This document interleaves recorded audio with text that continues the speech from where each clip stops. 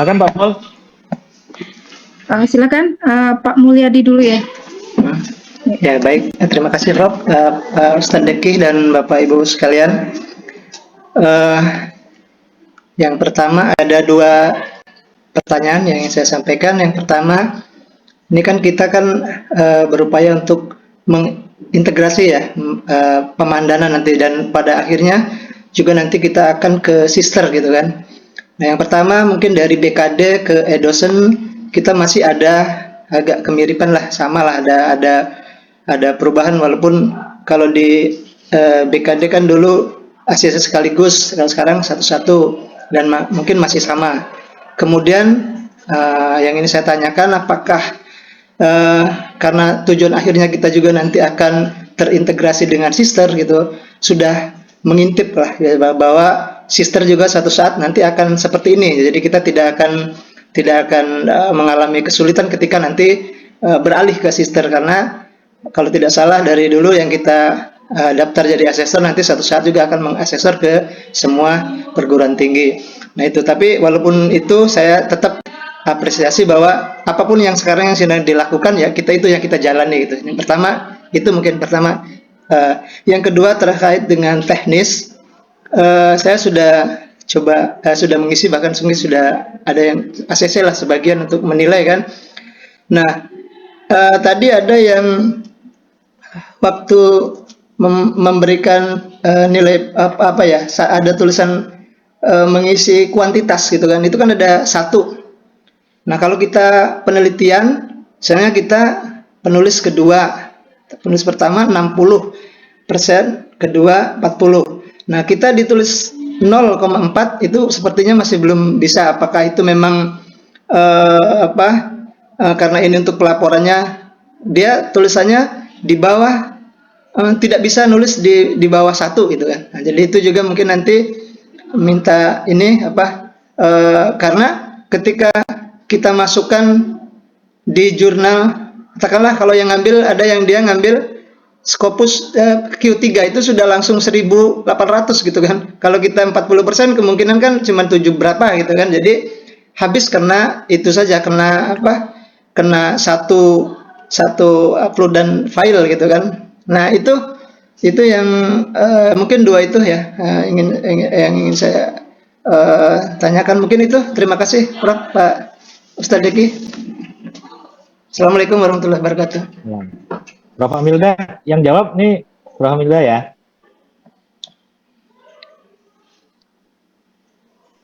Pak. Iya Pak Deki, apa kita iya. tampung Pak? Oh tampung dulu ya. Boleh Pak. Okay, Bu Amilda gimana Bu Amilda? Ya ditampung dulu We. Oke siap Bu. Mungkin ada lagi Bapak Ibu.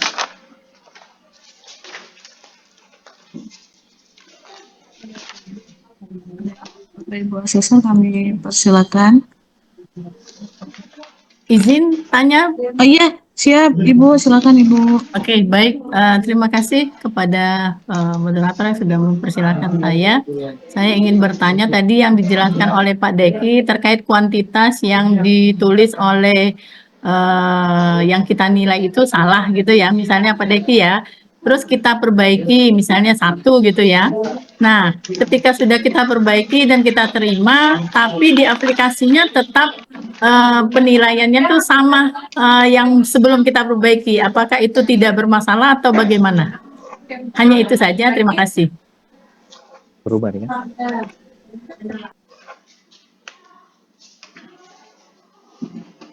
Baik, terima kasih Bu Mariama. Mungkin satu lagi Bapak Ibu di sesi pertama. Masih ada yang ingin ditanyakan atau kita jawab dulu ya Bapak Ibu?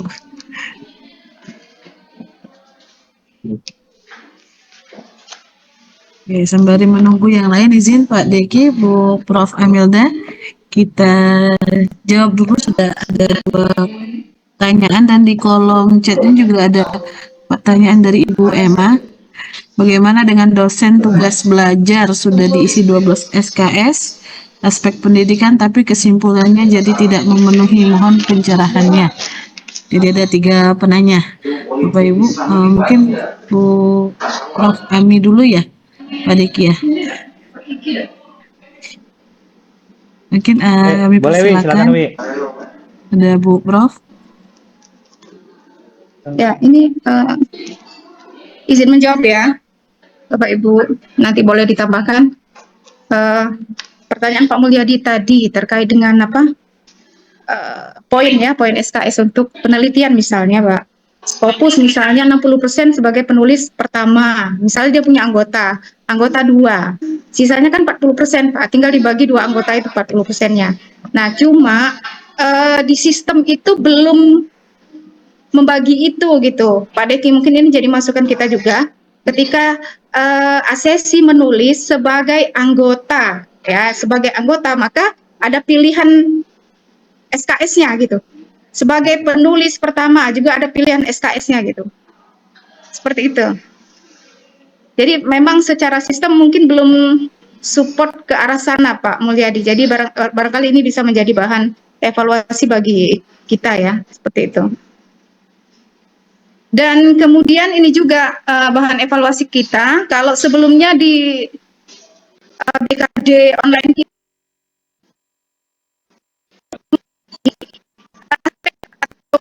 pendidikan 12 SKS, yang diupload adalah surat TB-nya, ya, di penugasan maupun di kinerja, ya. Nah, apakah sistem kita itu sudah menyesuaikan itu belum? Itu Pak Deki. Nah, barangkali kalau dia hasilnya tidak memenuhi, berarti sistem kita belum menyesuaikan seperti itu, khusus untuk mahasiswa yang tugas belajar. Seperti itu. Nah, ini juga jadi masukan kita.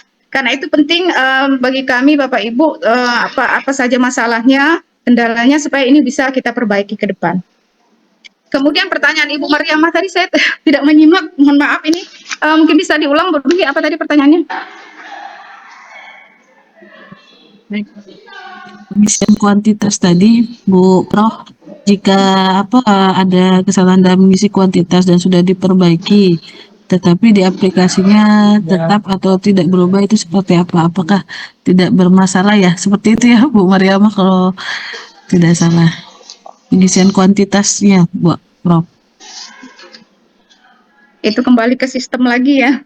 Jadi kesalahan dalam pengisian kuantitas tadi sudah disampaikan oleh Pak Deki ya, bahwa asesor bisa membetulkan sendiri gitu tanpa harus mengembalikannya kepada asesi.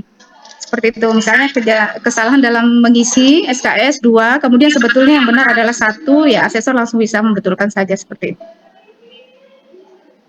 Ya, di sini asesor sudah membetulkan, Prof. Ya. Tapi ketika sudah diterima,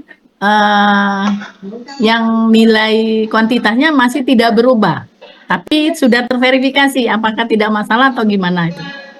Oh, tidak berubah ya? Tadi saya ngalamin juga itu, punya siapa ya? Bisa berubah. Kebetulan saya tadi merubah, ada yang saya ubah, dan bisa sukses gitu. Ya, saya sudah merubah dan juga sudah terverifikasi, sudah diterima, tapi tetap tidak berubah, sudah 3 poin yang saya nilai gitu, Bu.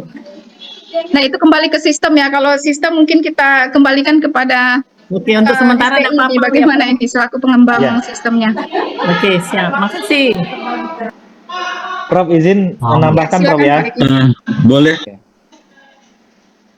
Pertama Boleh tadi saya sebentar? Oh iya, silakan Prof.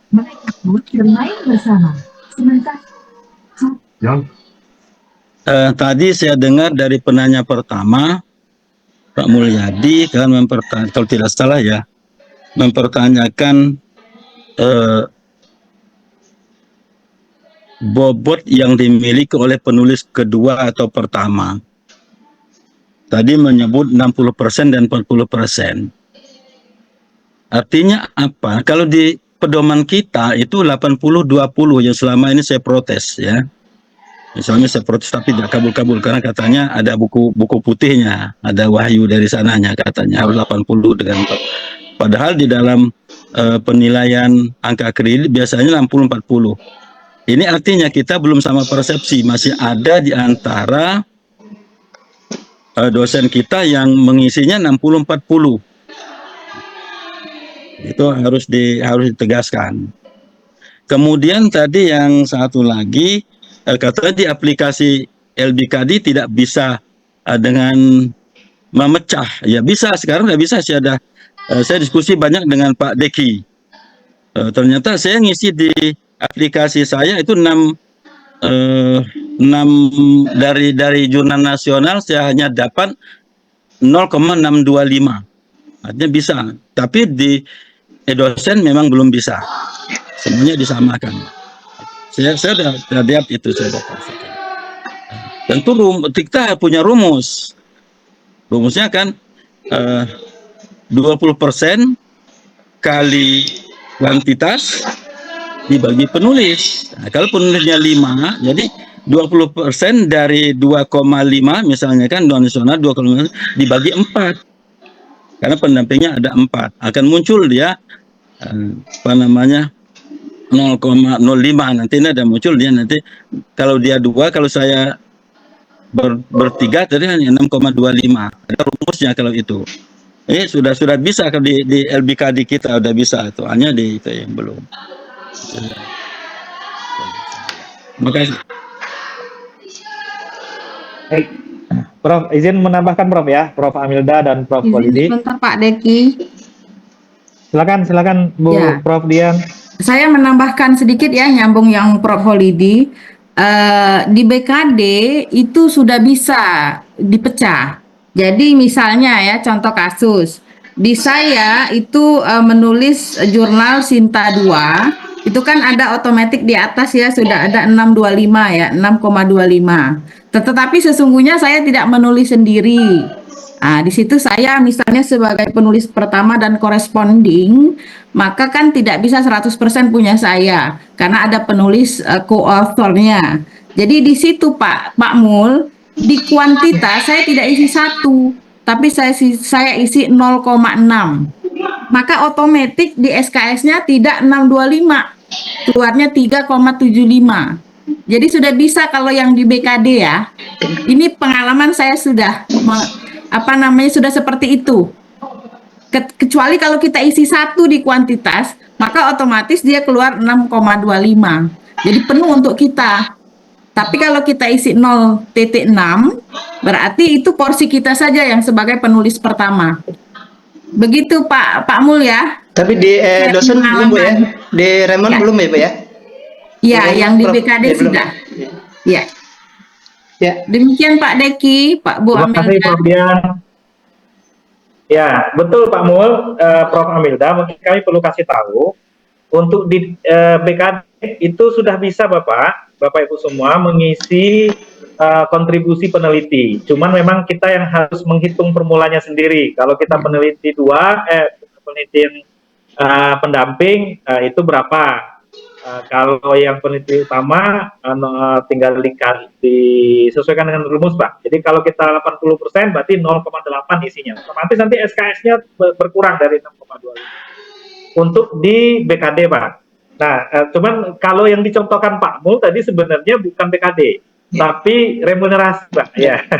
Nah, remunerasi memang tidak Pak Mulyadi. Remunerasi itu belum ada pedoman yang mengatur kalau penulis pertama, penulis kedua itu berbeda. Saat ini pedomannya belum ada. Maka penelitian yang diremunerasi itu kita akui untuk yang meneliti siapapun itu, baik dia peneliti pertama, peneliti kedua, kita nilainya tetap 1. Jadi sesuai dengan pedoman yang ada. Sedangkan di BKD, karena memang PO BKD-nya berbunyi begitu, maka kita desain juga sistemnya begitu. Itu untuk yang tadi ya, Pak Mulyadi ya. Ya, siap. Itu yang pertama. Dan untuk yang sister, ya kita berharap sebenarnya bisa kita menggunakan sister, Pak Mul ya. Kami juga berpikir ke depan bagaimana di sister kita tidak bekerja banyak-banyak lah ya. Ini banyak banget aplikasi sekarang ini gitu. Nah kita desain ini Pak Mul, e-dosen itu bisa menjembatani sister nanti. Karena tadi setelah kita kaji, di sister itu tidak mengakomodasi pembayaran remunerasi dosen. Nah, sehingga memang karena sister bukan punya kita nggak bisa minta tolong buatkan fitur remun di dalam sister gitu. Itu nggak bisa.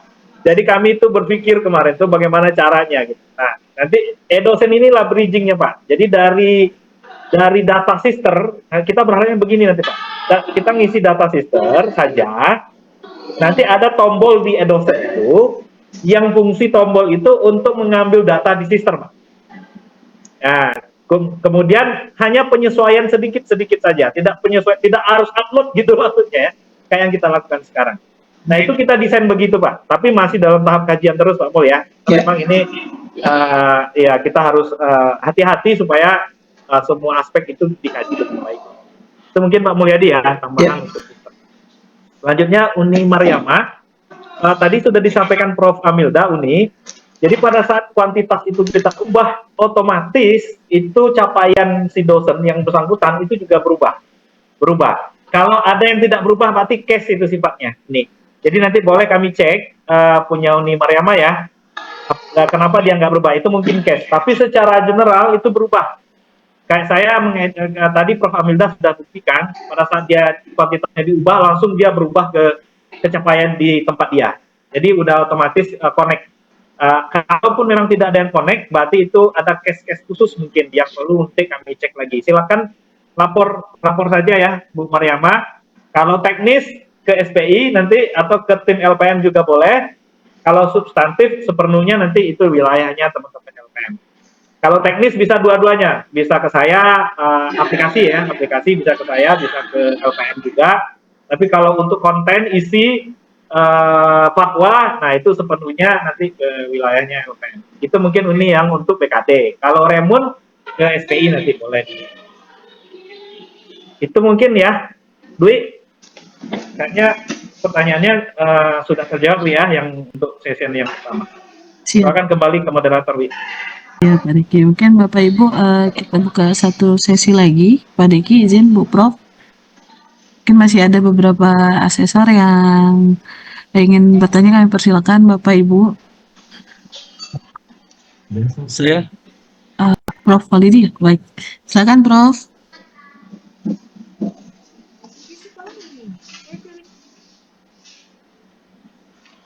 ada beberapa yang pertanyaan saya. Tapi yang pertama, kita ini kadang sudah dimudahkan, yang mudah-mudahan terus mudah.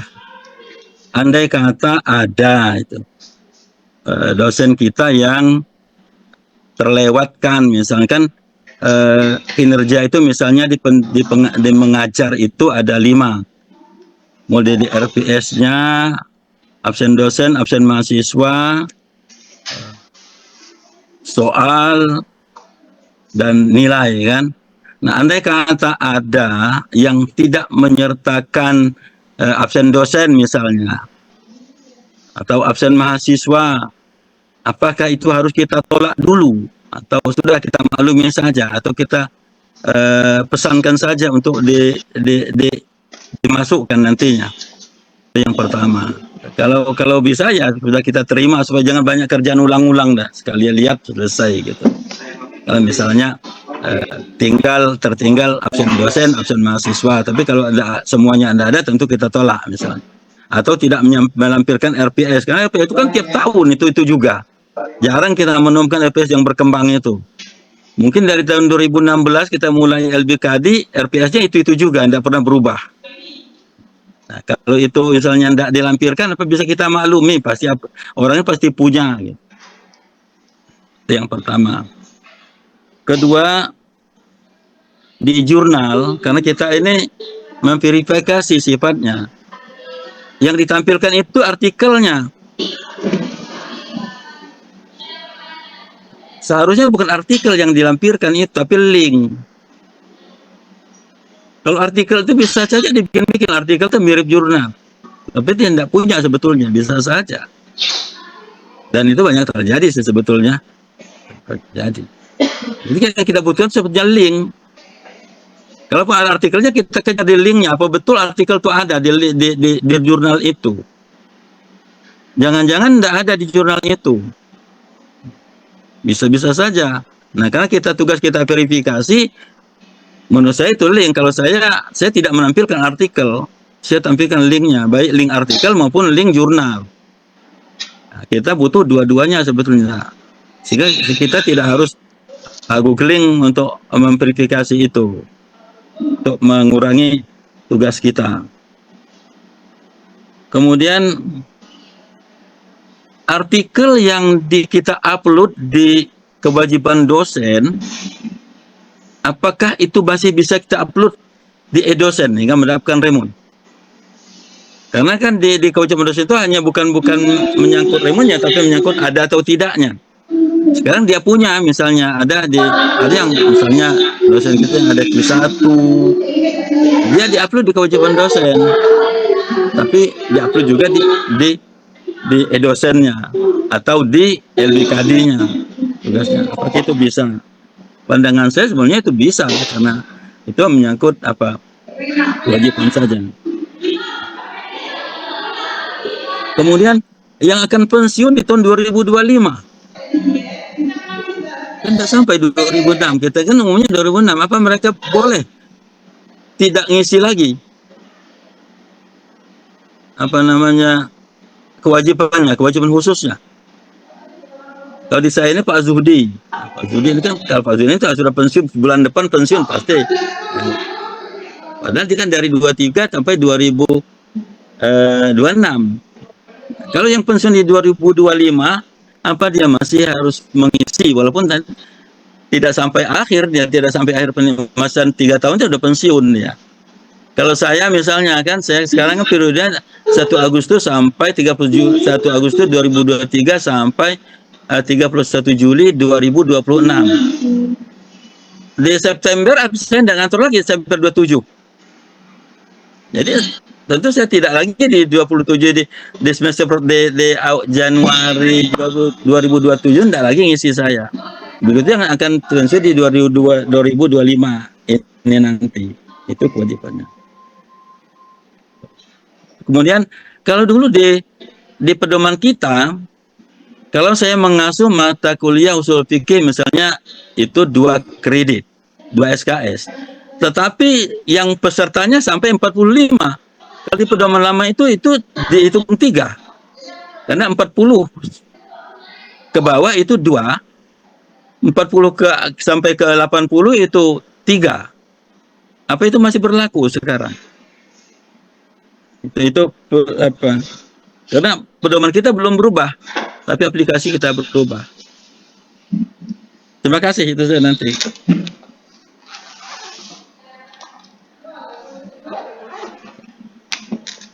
Prof, mungkin langsung ditanggapi Prof. Amelda, Pak Diki. Ya, terima kasih Dwi. Izin Prof, saya menanggapi sebatas wewenang LPM, mungkin barangkali seperti itu ya, Prof ya.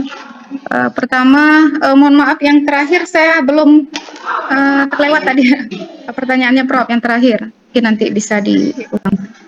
Oke, yang saya ingat adalah bagaimana jika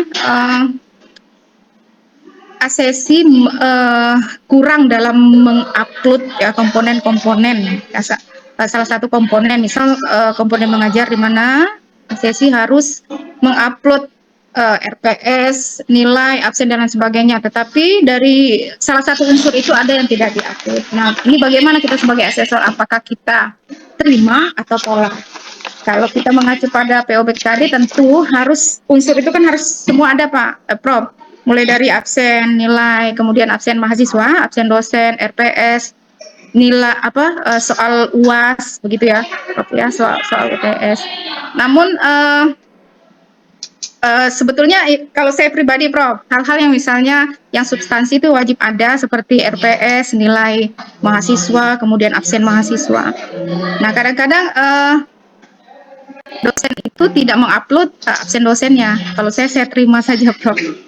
Seperti itu. Asal yang substansi harus ada begitu. Kemudian artikel sebagai komponen penelitian maupun kewajiban khusus dosen, mengapa tidak yang di-upload itu adalah linknya ya, bukan PDF-nya. Karena memang di sistem itu tidak ada tempatnya atau belum dibuatkan tempatnya untuk menaruh linknya itu. Yang diminta di situ adalah upload PDF-nya. Namun ada juga dosen yang mengupload screenshot bukti submit. Nah, ada yang seperti itu karena belum terbit. Nah, karena POBKD 2021 ini berbasis produk, maka yang sifatnya masih proses, belum terbit, tidak bisa diakui, ya, tidak bisa diterima seperti itu.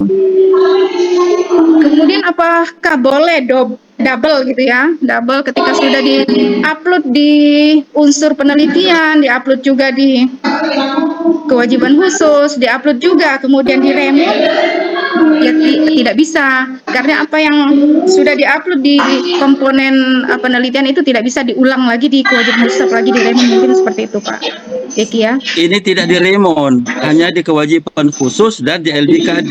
Oh, di LBKD, oke. Jadi LBKD di kewajiban khusus tidak menyangkut apa-apa kan? Dia hanya ada kewajiban dia punya itu atau tidak, hanya memastikan. ya Prof, jadi memang tidak boleh didouble Prof. Jadi apa yang sudah dilaporkan di unsur penelitian tidak boleh diulang di kewajiban khusus. Seperti itu Prof. Nah, kemudian juga ada kasus begini, dia memiliki Scopus yang terbit, misalnya kita kan awal kewajiban khusus itu 2021, dia punya Scopus yang terbit di 2020, anggaplah seperti itu, dan belum pernah digunakan. Apakah sekarang boleh digunakan? Nah, karena kita berbasis pada patokannya adalah tahun terbitnya, dan kalau dilihat dari tahun terbitnya itu sudah kadaluarsa melebihi dari 3 tahun terakhir, maka tidak boleh diupload, tidak bisa diterima, maksud saya tidak bisa diterima karena sudah melebihi masa lebih dari 3 tahun, walaupun faktanya itu belum pernah digunakan, karena ada dosen yang seperti itu, belum pernah saya pakai, belum pernah saya upload, dan seterusnya.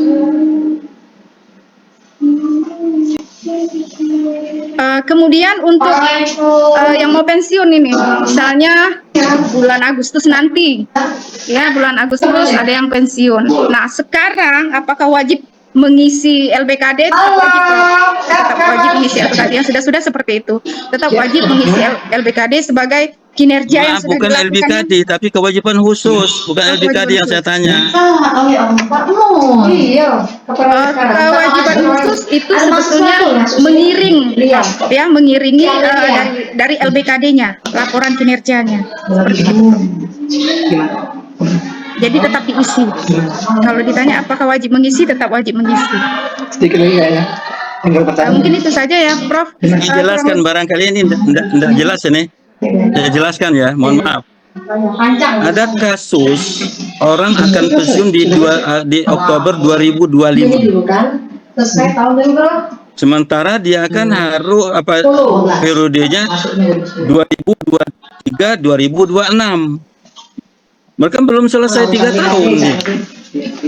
Apakah dia sudah dituntut belum 3 tahun? Itu yang saya tanya. Kalau secara saat ini secara tekstual ya Prof, secara tekstual terkait dengan aturan itu kan memang masanya 3 tahun. Nah, persoalannya belum 3 tahun yang bersangkutan sudah pensiun, apakah wajib tetap mengisi LBKD? Ya karena masa berlakunya masih. Mohon maaf, Ibu Emilda, tolong dengar saya. Bukan LBKD yang saya tanya, kewajiban khususnya.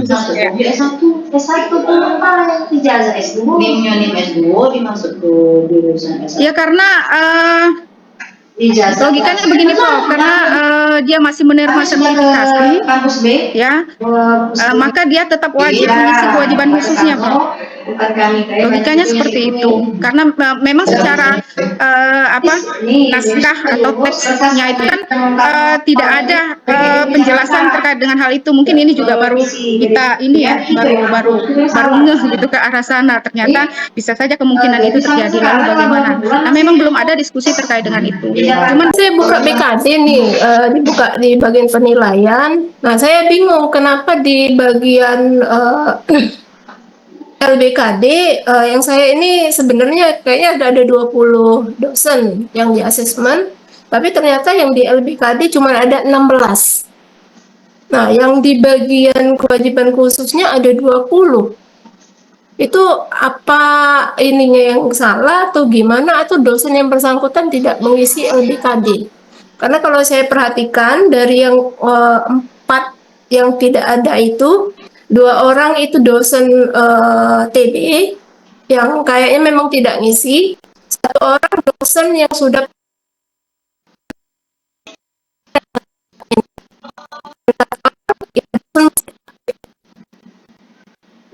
yang saya tanyakan kepada LPM. Terima kasih.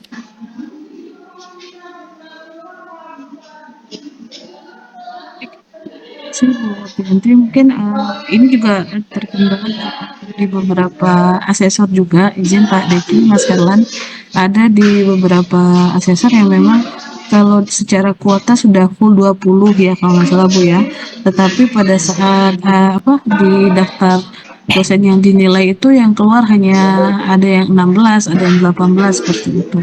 Mungkin apakah dari sistemnya memang tidak tampil atau seperti apa mungkin sedikit Ya, betul tambahan Mbak juga. Dwi. Kalau di BKD lama itu kan walaupun dosen itu tidak mengisi, Ini sih misalnya ada memang. Ya, Pak Mas Herlan mungkin. Mungkin kami mau tanya juga ya. Oh ya, silakan Pak Kalian ya. Taufik. Mohon izin nanya tanpa nampak wongnya. Izin Bapak Ibu senior. Oke. Di daftar dosen yang memilih kita untuk dinilai itu kan setiap semester itu kan ada saja perubahan. Ada yang keluar masuk lah kira-kira begitu. Nah kemudian dosen yang dinilai ini kan paling tidak kan dua kategori ya, ada dosen ASN, ada dosen P3K. Nah ada banyak kasus yang dosen yang dinilai pada semester yang lalu itu ternyata di semester ini yang bersangkutan sudah lulus di perguruan tinggi lain. Nah, sehingga secara otomatis sudah tidak terdaftar lagi di dosen UIN Raden Fatah gitu. Nah, apakah sistem ataukah pihak pengelola aplikasi ini bisa mendeteksi status dosen yang sudah tidak terdaftar lagi sehingga secara otomatis nama yang bersangkutan bisa keluar dari sistem itu? Ataukah cukup bagi asesor itu abaikan saja walaupun ada namanya, kalau nggak ada mengupload sesuatu ya sudah. Nah, mohon tanggapan. Terima kasih. Terima kasih Pak Taufik Ilyas. Mungkin pertanyaan yang tadi ya, izin Pak Diki atau Mas Herlan. Ya, baik. Kemarin memang itu sempat kita diskusi dengan Prof. Amilda ya. Tadi udah disampaikan problemnya apa. Jadi di aplikasi eDosen Bapak Ibu semua, mungkin yang memilih kita 20 orang. Tapi pada saat yang muncul di aplikasi itu hanya 15 atau 16. Itu memang begitu Ibu, berarti yang sisanya itu terkategori belum mengisi eDosen sama sekali. Jadi memang yang akan muncul di dashboard kita, daftar-daftar dosen yang akan kita verifikasi hanya yang sudah mengisi BKD. Selama dia belum mengisi BKD, maka dia tidak akan muncul di dashboard daftar dosen yang sedang kita sedang kita nilai. Itu mungkin Bu Aprianti ya. Sedangkan untuk kewajiban khusus, karena memang periodenya panjang, itu memang semuanya muncul. Jadi di situ kelihatan nanti semua dosen yang memang memilih kita untuk menjadi asesor dari kewajiban khusus, karena memang periodenya sampai 3 tahun ke depan, dan nanti proses evaluasi daripada kewajiban khusus itu memang semester ini nanti bentuk keluarnya, mungkin nanti LPM lebih mengetahui bentuk output evaluasi, nanti ada yang belum melengkapi, ada yang sudah.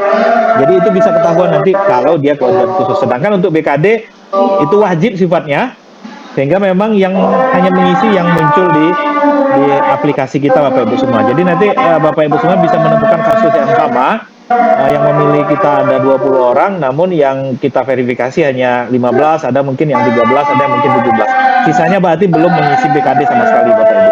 Kalau semua sudah mengisi BKD, berarti nanti akan muncul data yang sesuai dengan yang memilih kita. Kalau semuanya sudah mengisi BKD, Bapak Ibu. Mungkin itu penjelasannya, Dwi, ya. Bu Aprianti. Selanjutnya, terkait dengan dosen yang ini ya, yang sudah hilang ya, atau sudah pindah ya. Nanti mungkin kita minta pendapat LPM, Bapak Ibu semua. Kalau dari sisi aplikasi, itu sebenarnya bisa kita delete, Pak.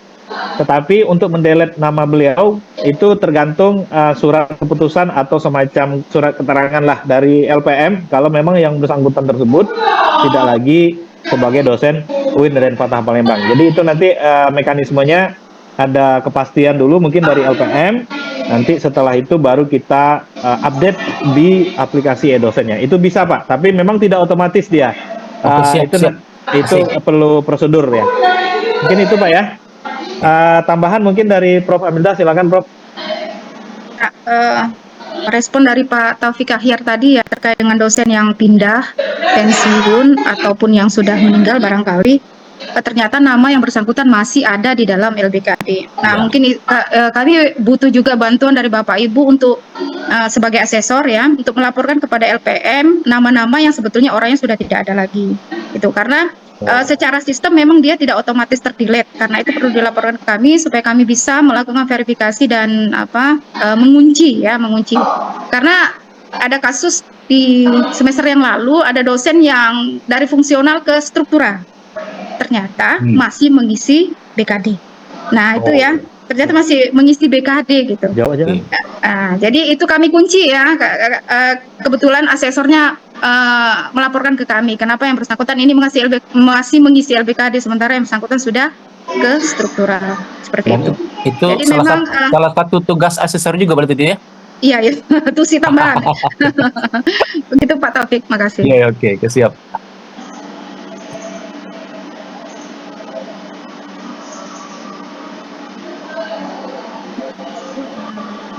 Masih ada atau kita cukupkan Bapak Ibu untuk sosialisasi sore ini? Pertanyaan saya masih ada yang belum dijawab itu. Oh iya, yang mana Prof? Izin. Yang terakhir itu kan selama ini kan kita kalau dia 42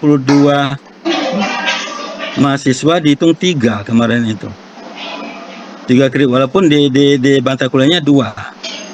1 sampai 42, 41 sampai 80 jadi 3 kemarin. Umumnya seperti itu. Apa mesti seperti itu? Kemudian soal link itu ada, itu bisa dimasukkan link itu. Saya tidak masukkan PDF saya masukkan link saja. Supaya asesor saya bisa leluasa menelusuri artikel saya di mana, gitu kan? Apa betul terbit atau saya hanya bikin-bikin misalnya. Bisa itu. Saya boleh periksa punya apa di LBK bisa ya, sudah bisa.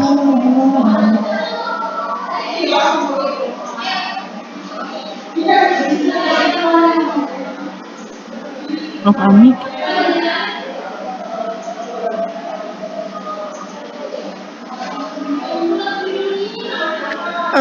Izin Prof, maksudnya begini ya Prof, 42 mahasiswa dihitung 33 itu maksudnya SKS ya Prof, atau bagaimana? Iya, dulu kan begitu.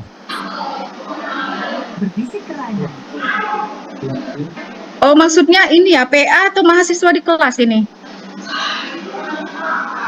Mahasiswa Saya PA. mengajar usul fikih. Kreditnya 2. Kalau 40 orang mahasiswa itu 2 kreditnya. Kalau 41 sampai 80, kalau dulu itu dikasih 3. Apa masih seperti itu?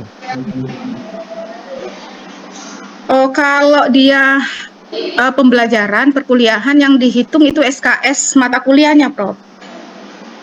Yang dihitung, yang dilihat atau yang di input itu adalah SKS mata kuliahnya, walaupun jumlah mahasiswanya bukan berdasarkan jumlah mahasiswa, maksudnya begitu. Jadi berdasarkan jumlah SKS-nya. SKS mata kuliahnya. Mungkin yang Prof maksud itu ini kali, apa daftar mahasiswa PA. Seperti itu. Jadi mahasiswa PA itu ada sekian mahasiswa, hitungannya sekian SKS. Berarti kalau lebih dari situ terhitung kelipatannya seperti itu.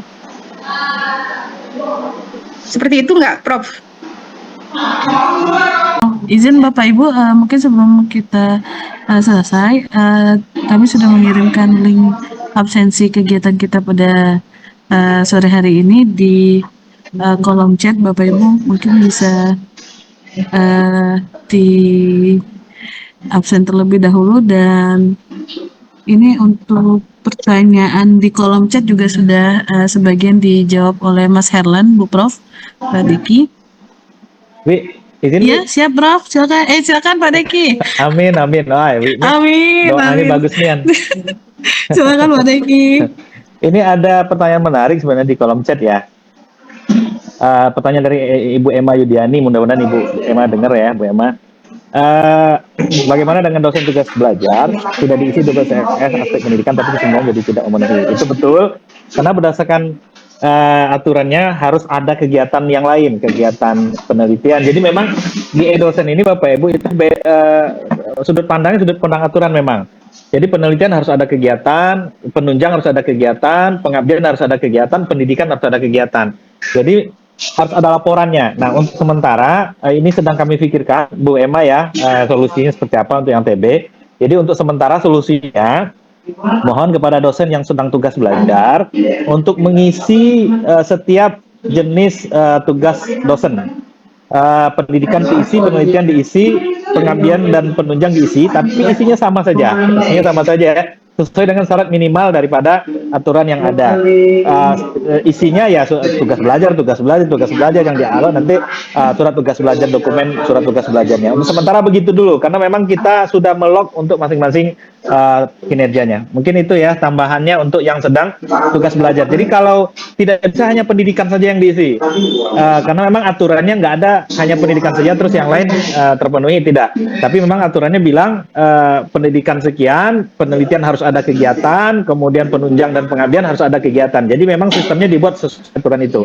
Nah, kalau kita ingin semuanya penuhi harus ada semua kegiatan itu. Khusus yang TB, mohon untuk diisi dari setiap kegiatan itu dengan tugas belajarnya. Dan slotnya juga surat tugas belajarnya untuk masing-masing di pendidikan, penelitian, penunjang, dan pengabdian. Mungkin begitu solusinya untuk sementara ya, Bu Emma, sambil kita pikirkan solusi yang lebih baik. Kemudian satu lagi Bapak Ibu, yang saya juga baru tahu, ini mungkin ada Pak Afandi mungkin di sini ya. Kalau Pak Afandi ada, Bapak Ibu, saya juga baru tahu, ini dapatnya dari LPM kemarin, bahwasanya yang sedang menjabat dosen dengan tugas tambahan itu hanya mengisi pendidikan saja 3 SKS. Jadi tidak harus punya penelitian, tidak harus punya pengabdian, tidak harus punya kegiatan penunjang. Jadi hanya 3 SKS saja pendidikan. Nah, Bapak Ibu, ini izin saya coba share apakah kalau saya sebagai asesor saya baru tahu soalnya. Mungkin saya aja yang kurang update atau gimana gitu ya Bapak Ibu semua. Tapi kalau di diskusi dengan LPM kemarin itu hanya 3 SKS saja Bapak Ibu yang sedang menjabat ini, yang jadi Kaprodi, jadi Sekprodi gitu ya.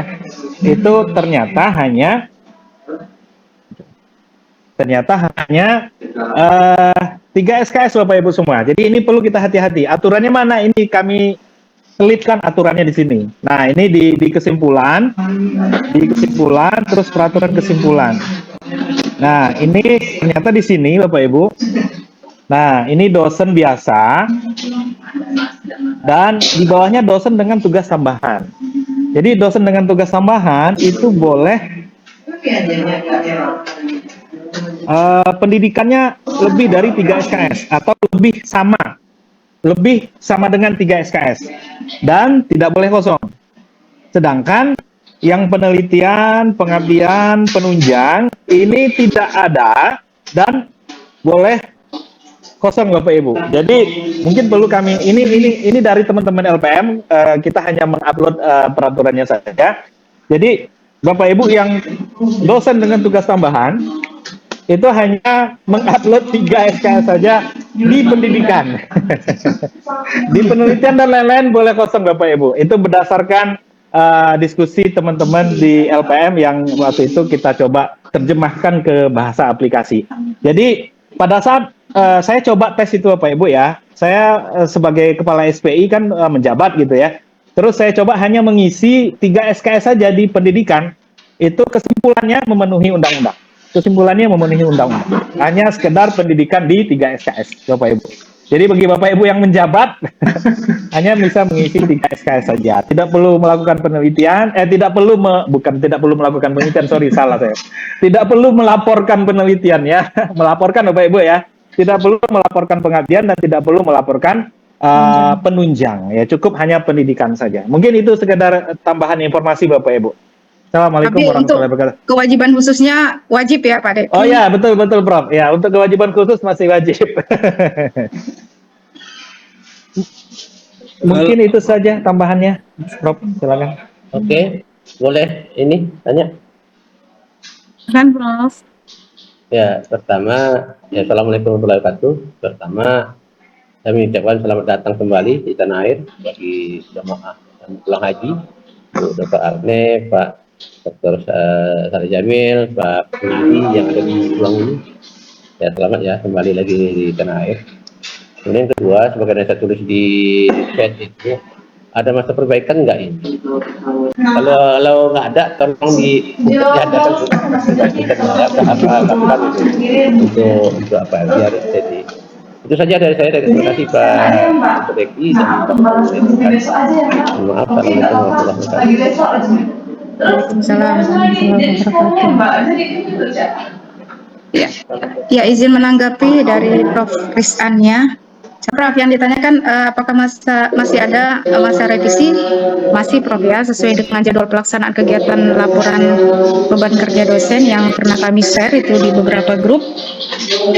Di situ dijelaskan bahwa masa perbaikan itu dari tanggal 15 sampai dengan tanggal 21 Juli. Prof. Jadi ada masa perbaikan dan verifikasi hasil penilaian oleh LPM dan asesor itu di tanggal 22 sampai dengan 27 Juli 2024 gitu Prof. Ya, mungkin akan kami share ulang ya Prof ya. Ya, terima kasih ya. Ya. Coba ya saya dari Pak Diki memang dari dulu saya dengar memang begitu, tidak untuk dosen yang tugas tambahan itu tidak harus melampirkan penelitian, tidak dia karena dia sendiri punya nilai. Misalnya rektor ada 6 nilainya. Kalau dia melampirkan 3, saya udah 9 dia di pendidikan itu udah cukup. Saya ingin bacakan peraturan yang lama yang di buku ini. Ini saya punya ini. Seorang dosen mengajar mata kuliah dengan jumlah mahasiswa sebanyak 60 orang dengan 2 SKS. Tatap muka sebanyak 16 kali, maka jumlah SKS yang diperoleh dosen tersebut adalah GBKD sama dengan 16 per 16 kali 2 kali 150% sama dengan 3. Ini aturan. Kemudian muncul ini sudah menghilangkan rumus-rumus. Tidak ada lagi di sini rumus-rumus. Kalau di yang sebelumnya ada rumus-rumusnya jelas sekali. Nah, itu makanya kebanyakan dosen, kalau yang 42 saja ada 3 dia di isinya. Karena berdasarkan aturan ini. Ya Prof, aturan rumus-rumus itu memang ada di POBKD di bawah tahun 2021 Prof. Memang ada ya dulu kita itu kalau mau menghitung itu pakai rumus-rumus itu ada itu. Saya ingat betul itu di POBKD di bawah 2021. Namun sekarang memang tidak lagi menggunakan rumus-rumus itu Prof. Di POBKD 2021 sampai sekarang seperti itu. Jadi kita mengacu kepada POBKD 2021 yang tidak lagi menggunakan rumus jumlah mahasiswa tetapi lebih kepada SKS mata kuliahnya. Dan pertemuannya ya, pertemuannya kan 16 kali itu yang diinikan gitu. Seperti itu Prof. Terima kasih.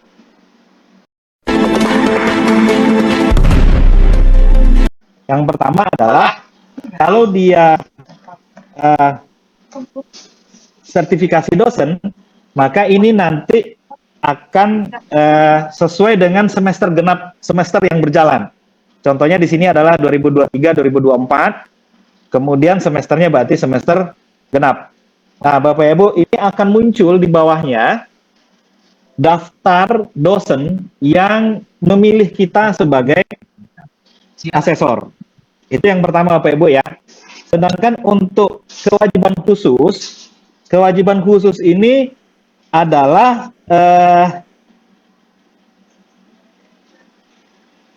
periodenya adalah periodenya bukan semester genap, tapi periodenya adalah yang sedang berjalan.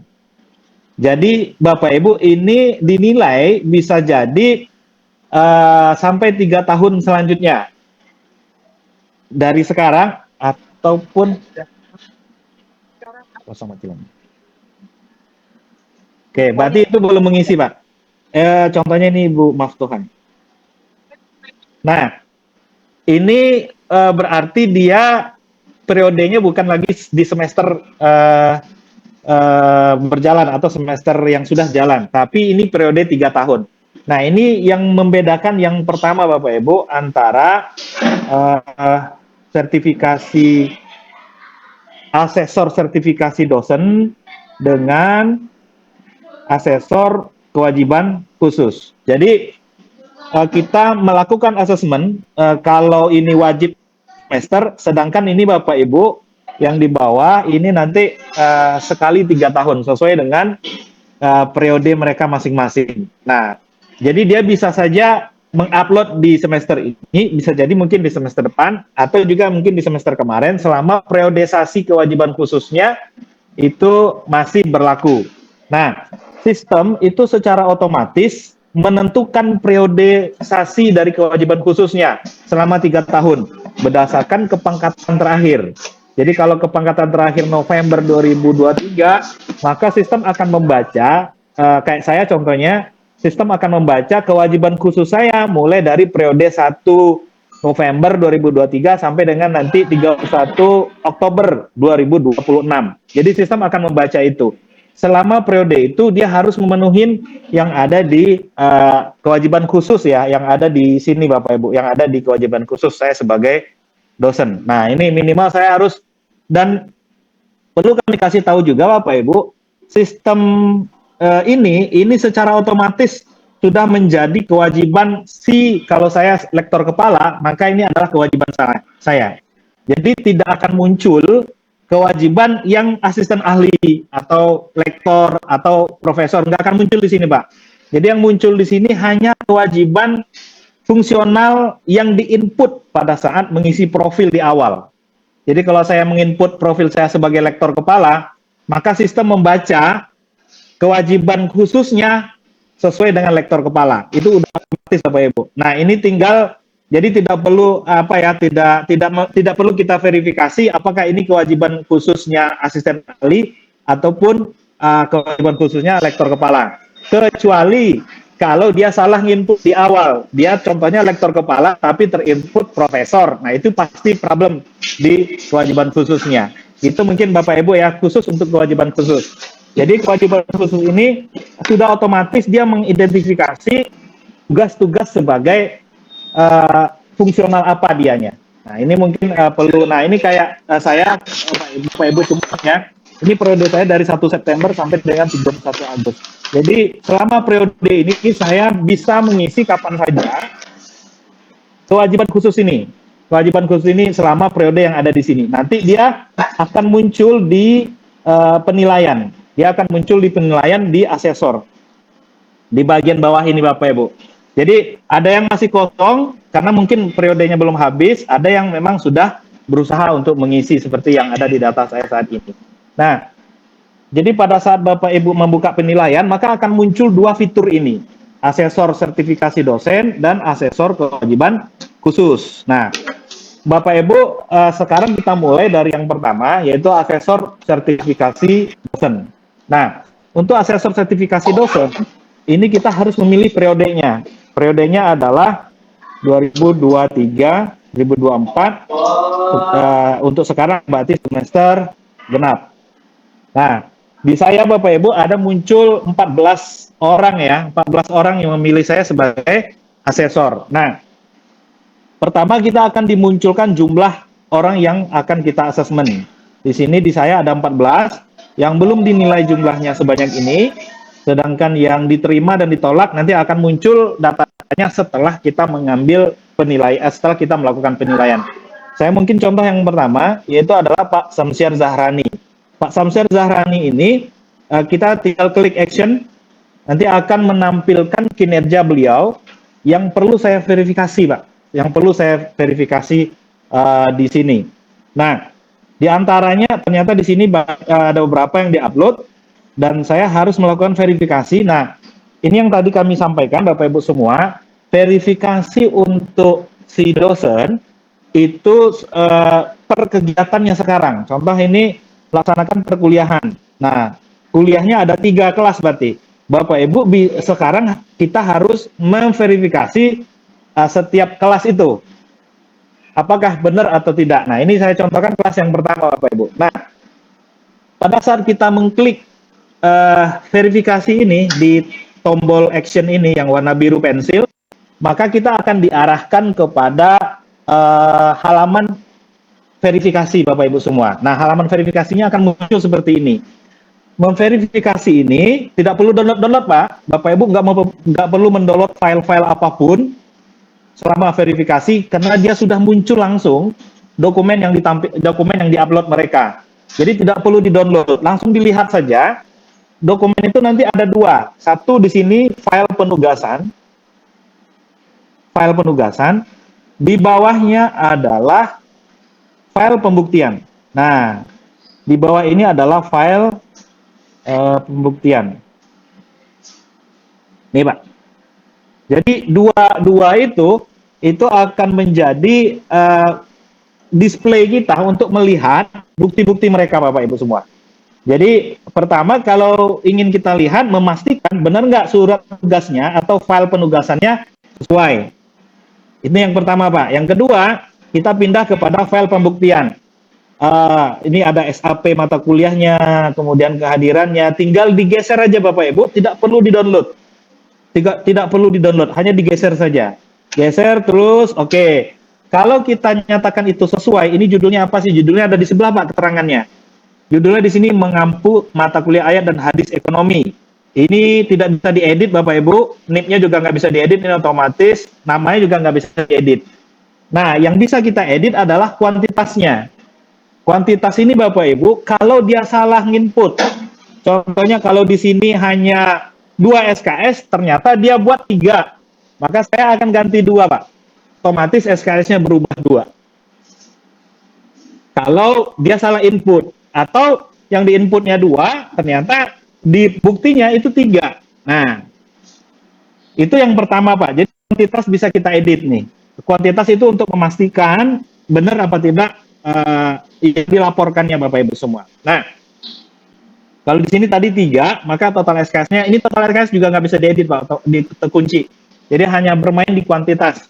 Selanjutnya, saya berarti di sini statusnya adalah asesor 1. Maka yang tombol yang bisa muncul adalah tombol asesor 1. Tombol asesor 2 nggak bisa muncul Pak. Saya nggak tahu asesor 2-nya siapa. Nanti asesor 2 yang akan memverifikasi. Nah, asesor 1 ini dia bisa, kalau dia sudah yakin dengan bukti itu, dia bisa terima atau tolak. Nah, kalau Bapak Ibu tolak contohnya, ini bisa langsung Pak. Contohnya, oke. Kalau dia hanya 2 SKS, saya bisa langsung terima. Tidak perlu, contohnya Pak Ahyar ini kita minta untuk mengubah kuantitasnya jadi 2, nggak perlu Pak. Kita bisa edit langsung. Kan tadi dia bilang 3, ternyata 2 SKS. Saya tidak perlu menolak untuk meminta dia mengubah jadi 2 SKS. Saya bisa langsung edit Pak, supaya benar, nggak berkali-kali kerja maksudnya si dosennya kan. Oh udahlah, saya bantu aja lah jadi 2, tapi saya terima gitu kan. Nah itu bisa. Atau dia punya persoalan lain. Dia punya persoalan lain Pak. Contohnya menurut Bapak ini buktinya salah. Yang diupload adalah mata kuliah X. Judulnya mata kuliah X. Yang terjadi, yang dilaporkan mata kuliah O contohnya. Berarti itu kita tolak. kita tolak dulu Bapak Ibu, tolak, kemudian simpen tolaknya. Oke. Kemudian nanti Bapak Ibu bisa berdiskusi dengan yang bersangkutan. Sampaikan alasan penolakannya. Bukti mata kuliah di bawahnya ada diskusi Bapak Ibu ya, mata kuliah tidak sesuai dengan bukti yang dilampirkan. Nah, pesan ini nanti akan sampai kepada yang bersangkutan per kegiatan juga. Lalu saya simpan Bapak Ibu. Nah, itu saja proses verifikasi yang kita lakukan Bapak Ibu di setiap orang. Komentar sudah berhasil diubah, kemudian kita udah ngecek file pembuktian sama file penugasan. Jika sudah Bapak Ibu, maka kita kembali ke yang tadi. Nah, ke yang tadi itu langsung muncul, karena saya tadi asesor 1, langsung muncul keterangan bahwasannya itu ditolak di mata kuliah yang satunya. Nah, jika sudah selesai Pak, untuk asesor 2 nggak perlu dicek, karena ini tugas asesor 2. Jadi hanya asesor 1 saja. Nah, kemudian saya pindah ke kegiatan beliau yang kedua, sebagai MK ayat dan hadis ekonomi. Saya pindah, saya cek, benar apa tidak prosesnya sama kayak tadi Bapak Ibu. Pertama saya cek adalah file penugasan. File penugasannya saya cek, sekali lagi Bapak Ibu, nggak perlu di-download, hanya di ini saja, digeser ke atas untuk buktinya. Kalau mau besar lagi bisa bisa dihilangkan yang garis 3 kanannya supaya lebih besar lagi kalau tidak kelihatan. Nah, atau juga bisa dipakai tombol yang ini. Nah, untuk memastikan kalau kita kurang yakin ya dengan data-data yang ada di situ. Nah, file pembuktiannya juga sama, bisa dicek, kemudian juga bisa dibesarkan. Tidak perlu di-download Bapak Ibu.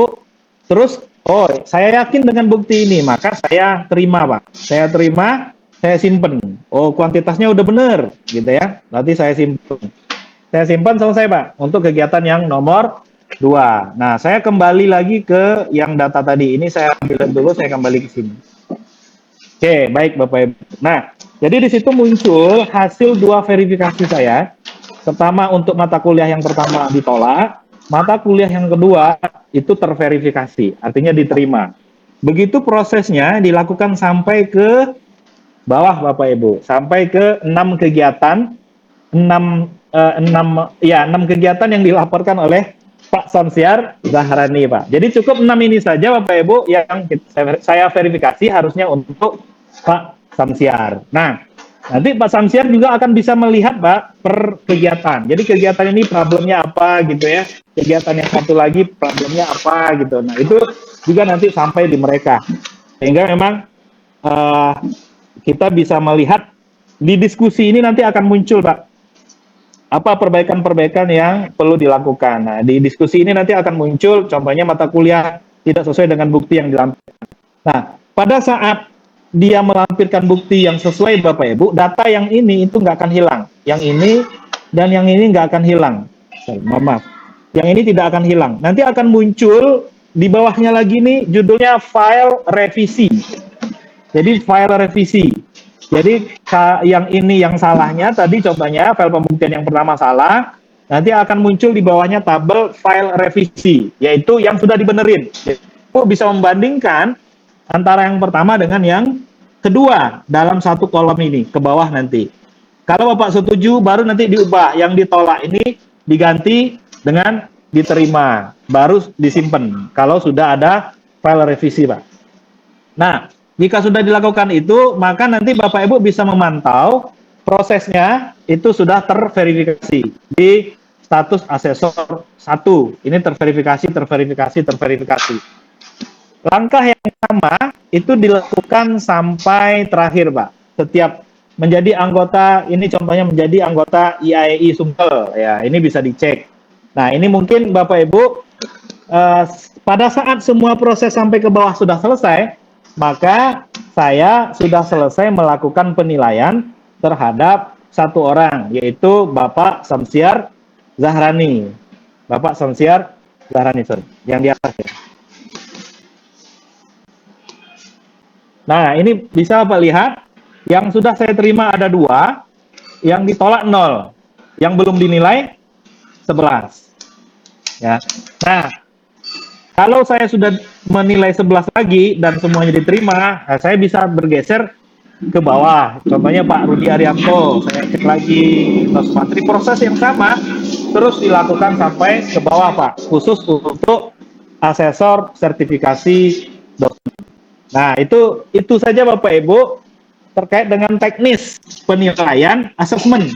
Jadi Bapak Ibu memastikan kuantitasnya tadi Pak, memastikan kuantitasnya tadi itu tidak salah.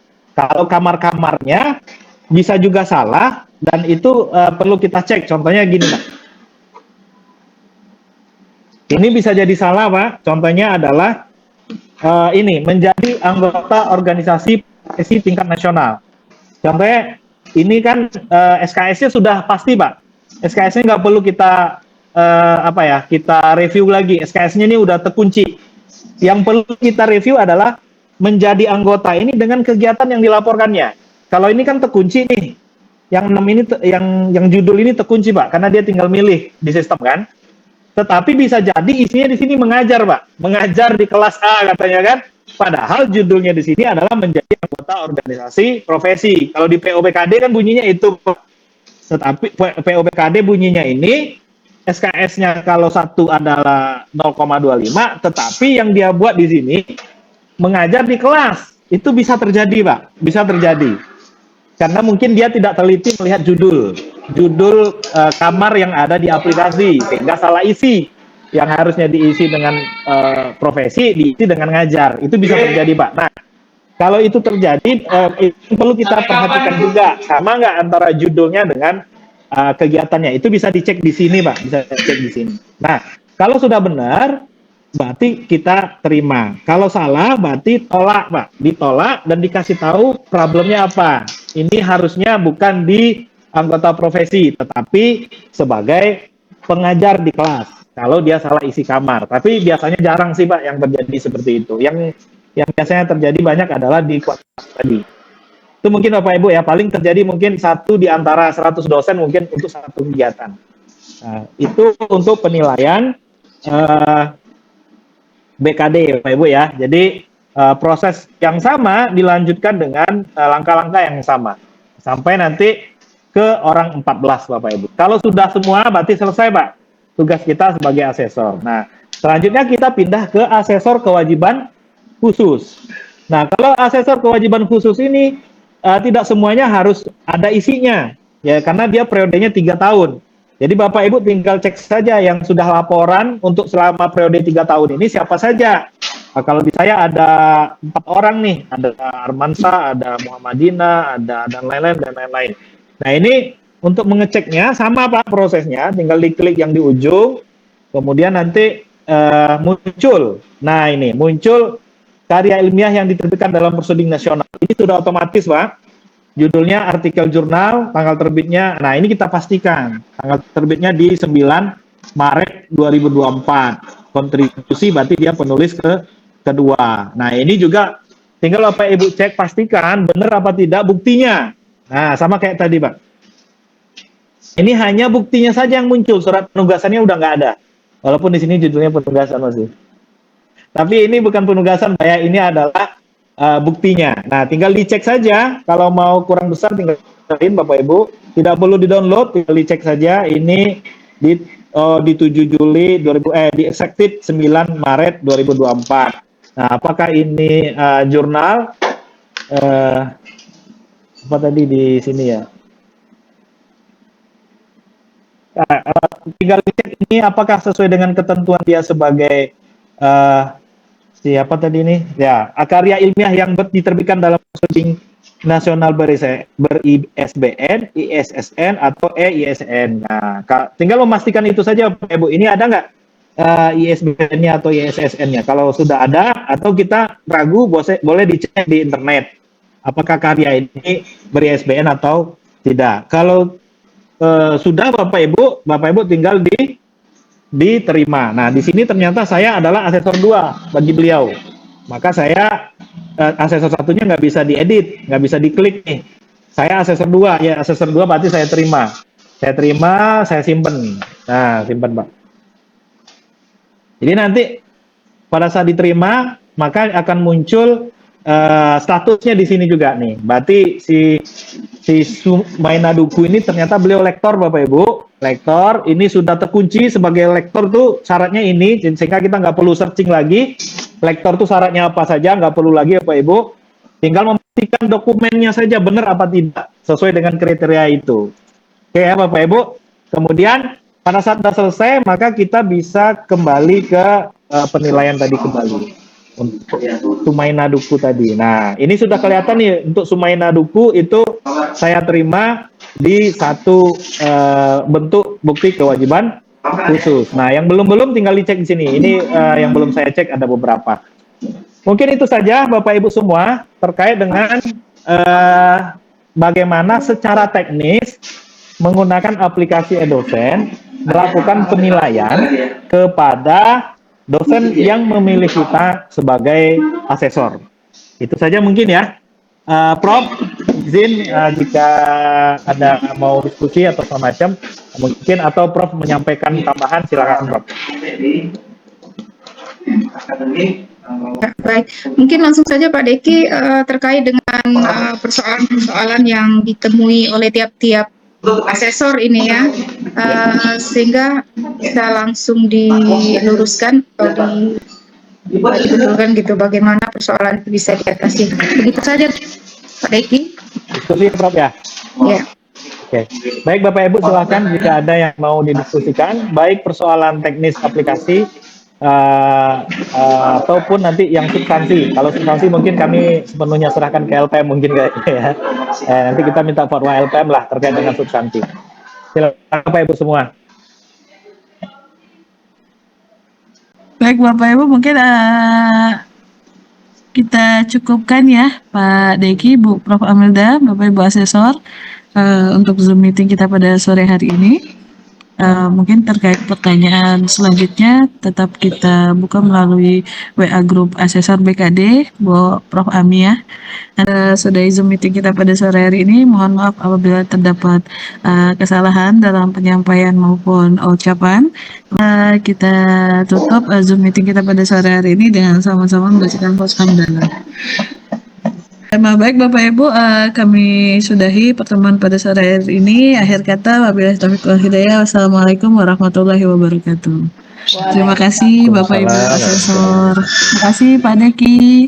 Sama-sama Prof. Winnie. Amilda, Prof. Bapak Walidi, Ibu, makasih semua. Mohon Prof. maaf. Rizan, Bapak Ibu asesor. Sama-sama. Ya, makasih ya. Assalamualaikum.